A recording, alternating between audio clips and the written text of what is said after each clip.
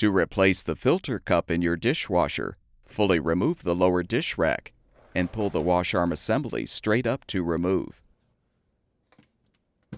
Rotate the coarse filter and wash arm support counterclockwise to detach from the sump. Remove the fine filter ring and filter cup assembly, then detach the old filter cup. Install the new filter cup by inserting it into the filter ring. Position the assembly in the sump so the filter cup aligns with the drain pump inlet. Confirm the filter ring is flush with the sump, then align the coarse filter with the wash arm support. Position the assembly in the sump and rotate clockwise to lock it into place. Realign the wash arm assembly on the support, then snap it into place.